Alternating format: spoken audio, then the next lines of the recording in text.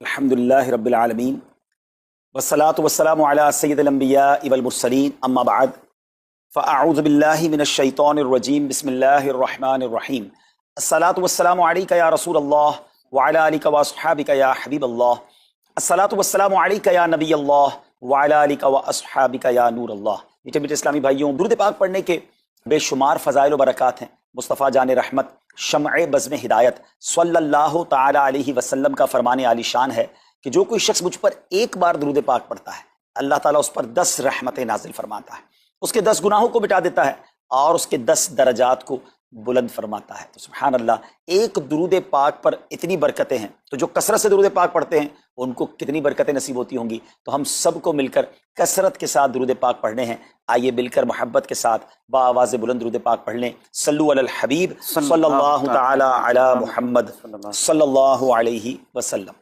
मीठे मीठे इस्लामी भाइयों, आज जो हमारा बयान का मौजू है कि रमज़ान का इस्तकबाल कैसे किया जाए, रमज़ान की प्रिपरेशन कैसे की जाए।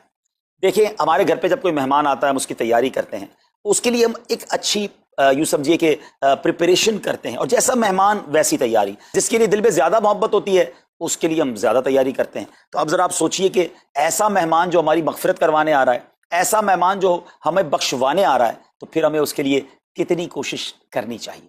तो आज यहाँ पर जो हम हाजिर हुए हैं, अल्लाह करे कि हम रमज़ान का सही मानों में इस्तकबाल करने में कामयाब हो जाएं। रमज़ान अल्लाह का एहसान है।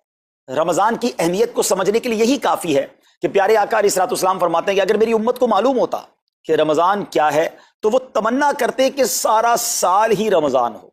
सुभान अल्लाह। मौला अली शेर खुदा करमल्लाहु तआला वजहुल करीम का ये कौल कितना निराला है।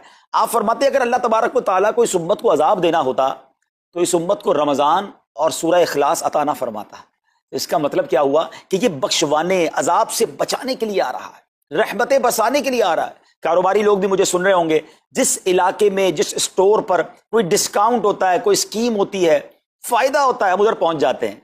रमज़ान एक ऐसी स्कीम है, रमज़ान एक ऐसा बेनिफिट देता है कि अहदीस में ये मजमून है कि फ़र्ज का सवाब 70 गुना कर दिया जाता है, नफल का सवाब फ़र्ज के बराबर कर दिया जाता है, शैतान को बंद कर दिया जाता है, जहन्नम को ताले लगा दिए जाते हैं, जन्नत के दर खोल दिए जाते हैं। रोज़ादार के मुंह से जो स्मेल आती है, जो बू आती है, बाज़ औक़ात हम कहते हैं यार पेस्ट नहीं कर सके पूरा दिन, मुंह से स्मेल आ रही है। सुनिए, ये स्मेल जो है ये अल्लाह के नज़दीक मुश्क की खुशबू से भी ज़्यादा बेहतर है। अल्लाह अल्लाह। ज़रा गौर तो कीजिए, हर सजदे पर 1500 नेकियां दी जाती हैं, हर सजदे पर सुर्ख याकूत का जन्नत में एक महल बना दिया जाता है।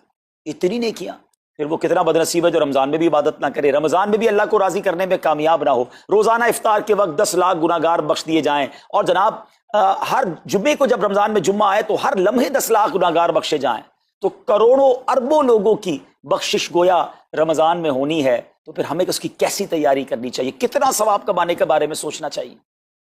लेकिन यहाँ एक और बड़ी इंपॉर्टेंट बात है, एक तो रमज़ान में नेकियां करनी है, दूसरा बड़ा काम ये करना है कि हमें रमज़ान में गुनाहों से बचना है। क्योंकि आदतें तो साथ ही लगी हुई हैं ना, शैतान बंद है लेकिन हमारी अपनी आदतें, जिसकी रोज़ हराम देखने की आदत है, हराम सुनने की आदत है, हराम बोलने की आदत है। ऐसा तो नहीं होगा ना चांद आते ही सारे स्विच ऑफ हो जाएंगे, वो आदतें साथ ही चल रही होती हैं। गौर कीजिए कि रमज़ान में जो गुनाह करता है ना, इसका अजाब भी बढ़ जाता है, इसकी पनिशमेंट भी बढ़ जाती है। ये ऐसे ही है कि कोई मस्जिद के अंदर आके गुनाह करे तो आप कहेंगे ना यार खुदा का खौफ करो, मस्जिद में ऐसा काम कर रहे हो। कोई मक्के शरीफ हरम में अंदर जाकर गुनाह करे तो कितना शदीद हो जाएगा वो। तो रमज़ान जब इतना मुकद्दस महीना है, इसमें गुनाह करना, इसकी पनिशमेंट भी ज्यादा है। एक बार मौला अली शेर खुदा करमल्लाहु ताला वजहुल करीम ने एक कब्र वाले का हाल देखा, और देखा उस कब्र वाले पर अजाब हो रहा है, और वो चिल्लाने लगा, अर्ज करने लगा, ए अली मेरी मदद फरमाइए, अल्लाह की बारगाह में सिफारिश कीजिए। मौला अली शेर खुदा ने हाथ उठाए, कहे मौला इसे बख्श दे। इरशाद हुआ, ए अली इसकी सिफारिश न करें। अर्ज की मौला वजह क्या है? इरशाद फरमाए, रमजान के रोजे तो रखता था मगर रात गुनाहों से बाज नहीं आता था। रोजे रख कर गुनाह करने वाले को इतना अजाब, तो जो रोजे ही ना रखे, ऐसे भी लोग हैं जो रमजान में रोजे नहीं रखते। प्लीज इसको ईजी ना लें। हमें नहीं मालूम, पता नहीं अगला रमजान फिर नसीब होगा कि नहीं। पिछले रमजान में कितने लोग थे जो हमारे साथ थे, इस रमजान में नहीं है। और अल्लाह, पहले तो हम ये दुआ करते हैं अल्लाह हमें ये रमजान भी अता कर दे। जिंदगी का क्या भरोसा, दुनिया की जो कैफियत है आपके सामने है, कभी भी जा सकते हैं। तो फिर इस रमजान को तो समझ लें बस एक मौका बना दें, लाइफ चेंजिंग एक्सपीरियंस बना दें।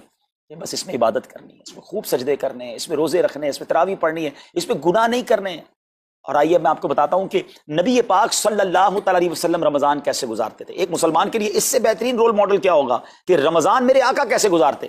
تو مختلف احادیث کا جو سمری ہے وہ یہ ہے کہ نبی پاک علیہ الصلوۃ والسلام عبادت میں کمر بستہ ہو جاتے, بستر پر کم تشریف لاتے. بی بی عائشہ فرماتی ہیں کہ نبی پاک کے چہرے کا رنگ بدل جاتا تھا, متغیر ہو جاتا. کیوں؟ کہ نبی پاک پر خوف خدا طاری ہوتا. آپ گر گڑاتے, آپ رات بھر التجائیں کرتے. میرے آقا رو رو کر دعاؤں میں رمضان گزارے, چہرے کا رنگ بدل جائے. اور یہاں کچھ لوگ تو وہ ہیں کہ جن کا وزن ہی بڑھ جاتا ہے رمضان میں. اتنا کھانا کھانا ہے, سحری میں زیادہ کھانا ہے کہ سارا دن بھوکا رہنا ہے, افطار میں اس لیے زیادہ کھانا ہے کہ پورا دن بھوکا رہے تھے, پھر رات کو 2-3 بار مزید کھانا ہے کیونکہ کل روزہ رکھنا ہے. تو رمضان فوڈ فیسٹیول نہیں ہے, رمضان عبادت کے لیے آیا ہے. لوگ تیاری کر رہے ہوں گے بھی رمضان کی, وہ کیا کر رہے ہوں گے کہ افطار میں کیا پکانا ہے, سحری میں کیا پکانا ہے, کون سا آئٹم شارٹ ہے. نہیں میرے میٹھے اسلامی بھائی, یہ جو بھوک کا احساس ہے نا روزے میں, اس کی حکمت علماء نے بیان کی ہے کہ بھوک غربت کا احساس دلاتی ہے, فقیری کا احساس دلاتی ہے, بندے کا غرور تکبر بیٹھ جاتا ہے. کتنے نقاہت میں آ جاتے ہیں ہم, ہمت ہی نہیں ہوتی کوئی کام کرنے کی. تو یہ احساس دلاتی ہے کہ تیری اوقات کیا ہے, غریب کیسے زندگی گزارتا ہے, فقیر کیسے زندگی گزارتا ہے. لیکن کچھ لوگ وہ ہیں جن کو بھوک نہیں لگتی کیونکہ وہ اتنا کھا لیتے ہیں یا پھر سوتے ہی رہتے ہیں. روزے کی حکمت یہ نہیں ہے. نبی پاک آنسو بہاتے تھے, آقا کا چہرے کا رنگ بدل جاتا. اور پھر بتایا کہ رمضان میں جب جبریل امین نبی پاک علیہ الصلوۃ والسلام کے پاس آتے تو آقا علیہ الصلوۃ والسلام ان کے ساتھ قرآن پاک کا دور فرماتے. اور پھر ایک اور نبی پاک کا خوبصورت انداز کہ پیارے آقا ویسے تو سب سے بڑھ کر سخی ہیں, مگر جب رمضان آتا تو نبی پاک کا دریائے سخاوت ایسے بہتا تھا جیسے تیز آندھی, بلکہ اس سے بھی زیادہ. اللہ اللہ. یہ 3-4 چیزیں آپ نے میں نے پکڑ لینی ہیں. آقا علیہ الصلوۃ والسلام کے پیچھے پیچھے جانا ہے نا جنت میں,